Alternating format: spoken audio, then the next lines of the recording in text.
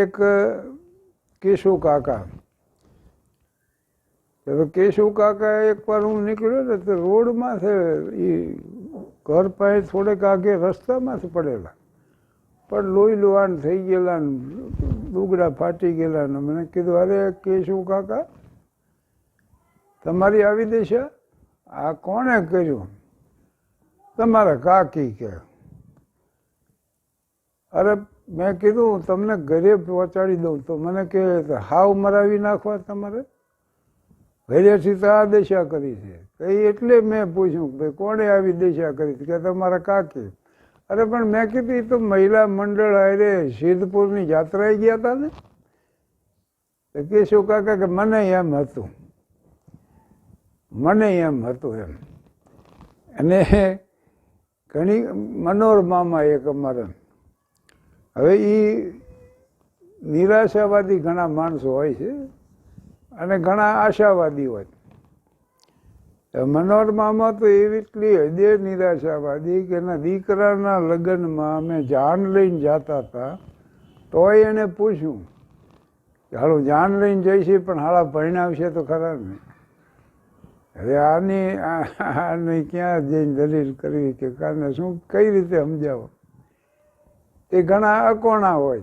આ જાદવજીની જ મેં વાત કરી ને, ઉત્તમલાલ શેઠે બંગલો એવો બનાવ્યો, ગૃહ પ્રવેશ કર્યો તો ત્યાં વ્યવસ્થા, એક ઠેકાણે ગરમા ગરમ ચા બને, બીજે ઠેકાણે ગાંઠિયા, ત્રીજે ઠેકાણે જલેબી, ક્યાંથી મહેમાન આવ્યા એમાં ઘૂસી ગયો. બોલો યાદવજી, આમંત્રણ નહોતું તોય ગયો. અને પછી એક પ્લેટ રાખી ગાંઠિયા અને જલેબીની ઉકેલી મૂકી, બીજી પછી લેવા ગયો અને એ હજી શરૂ કરે ને પછી જાદવજીએ વાત માંડી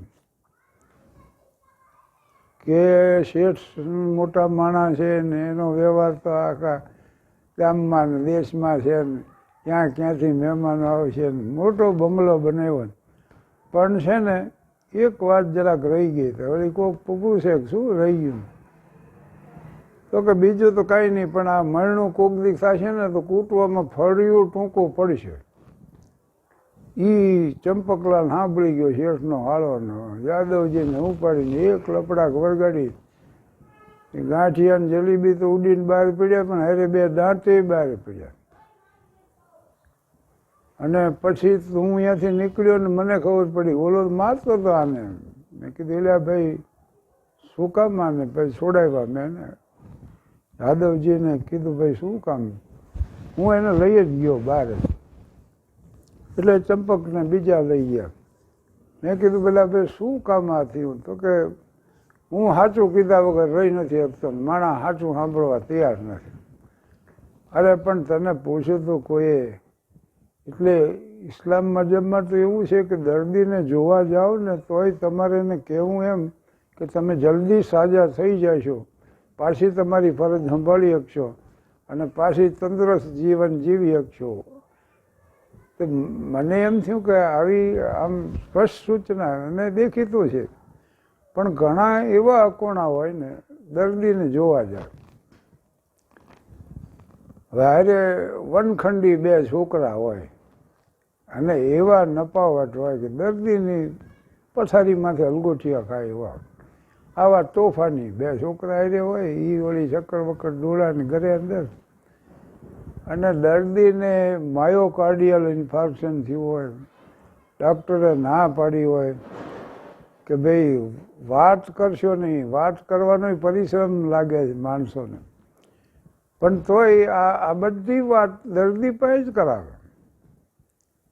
તે તમે હાજે હારા આખા ગામમાં ફરી કરતા હતા તો પેલા મીસી આટા મારે એમ આ શેના ઢોલિયા ઢાળ્યા, આવી શરૂઆત કરે. હવે આ નથી હકના ઢોલિયા ઢાળ્યા. દર્દી પાસે ધીરે ધીરે કે મને એટેક આવ્યો.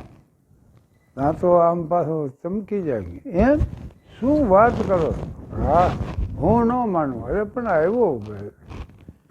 કેટલા વાગે આવ્યો? તો કે રાતે 2 વાગે આવ્યો. ઓહો, તો ઊંઘમાં તમને ખબર નહીં રહી હોય. અરે મરી જાત ને ખબર નથી હોતી. એમાં એક છોકરું એનું વળી, બાપા મારે ઓલું, એટલે મોસંબી ખવડાવી દે. દર્દી આટું મોસંબી મંગાવી હોય ને એ પાછી આમ ફોલીને અડધી ખવડાવી દે છોકરાને. વળી પાછી વાત શરૂ કરે તો તમને ખબર નહીં રહી હોય. અરે ઓલો કે મરી જાત ખબર નહીં રહેવાના હાથે. તે આમ કેટલાક દી પડ્યું રહેવાનું. તો 1 મહિનો આરામનું કીધું છે. છેક તે પહેલી જ વાર આવ્યો આ એટેક. ઓલો વળી ધીરે ધીરે કે ના આ તો બીજો એટેક છે. વળી જાતા જાતા કઈ હવે એક રહ્યો. આ બીજું છોકરું મારા બાપા મને ઓલું, એટલે એને સફરજન ખવડાવ્યું. અને જાતા જાતા પાછો કહેતો જાય એવું કે હશે ભેલ્યા કર્યા ભોગવવા છે ને. તો જબ જબ મુંહ ખોલો તુમ, મીઠી બોલી બોલો તુમ.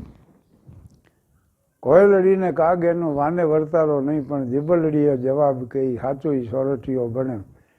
તો ઉદ્યમીને કાંઈ અસાધ્ય નથી. ઉદ્યમીને કાંઈ અસાધ્ય નથી અને મીઠા બોલાને કોઈ શત્રુ નથી એમ. તો જ્યારે જ્યારે બોલો, પંડિત મદન મોહન માલવિયા, બનારસ હિન્દુ યુનિવર્સિટીના સ્થાપક, અને એમને ત્યાં રાધેશ્યામ શર્મા મળવા આવ્યા. એટલે એને રાધેશ્યામ શર્માએ મદન મોહન માલવિયાને એમ કીધું કે મેં ક્રોધ માથે કાબુ મેળવી લીધો. બોલો, તમે મને 100 અપશબ્દો કહેશો ને તોય હું ગુસ્સે નહીં થાઉં. એટલે મદન મોહન માલવીયાએ એટલું જ કીધું કે તમે જે વિધાન કર્યું ને એ હું સ્વીકારી લઉં, પણ તમારી પરીક્ષા કરવા માટે હું અપશબ્દ બોલું એ તો શક્ય જ નથી ને. અને ઘણા જો વાત કરે તો 2-3 અપશબ્દો ન આવે ત્યાં સુધી એની વાત નહીં પૂરી થાય, એને આમ સંતોષ નહીં થાય. કારણ વગરના. એક તો એવોઇડ વેઇન સ્પીકિંગ, વ્યર્થ બોલવું બંધ કરવું, એ મહત્વની બાબત છે. અને બીજી બાબત એ થાય છે જીવનમાં કે ચેલેન્જ આવે એનો રિસ્પોન્સ આપો. એટલે કોઈ માણસ કહી જાય કે ભાઈ તમે મૂર્ખ છો 1 નંબરના, એટલે તરત એમ થાય કે હું એને કહી દઉં તું મૂર્ખ છો. ઓલા વળી તમે ગધેડા છો તો તમે કમ અકલ છો. પછી એને ઢીકો માર્યો, મેં એને પાટું મારી હતી, એની લાકડી લઈ આવ્યો અને મેં ધોકો માર્યો ને એ પછી હાલ્યું. એક્શન રિએક્શન જો. પણ એક જ વાત મહત્વની છે ને મેં દાખલો આપ્યો. મારવાડી શેઠ નહીં આ કાર્યક્રમ હતો અમદાવાદ, અને હું સૂટ પહેરીને વળી ગયો. ઠંડીમાં એક જોડી રાખ્યો છે તો વળી કંઈ કેમ કે મોકે ઘા કરવો, એટલે હું સૂટ ને ટાઈ પહેરીને ગયો. કડાક થતો મારો તો પ્રોગ્રામ હતો એટલે મહત્વનો હતો હું. પણ હું અહીંયા દાખલ થયો તો એ વેવાઈએ મારી પાસે પાણી મંગાવ્યું. બોલો, અરે મને કહે ઇધર આવ, પાણી લઈ આવ. દેખીતું છે કે ઘણા પ્રતિભાવ ઉઠે મનમાં.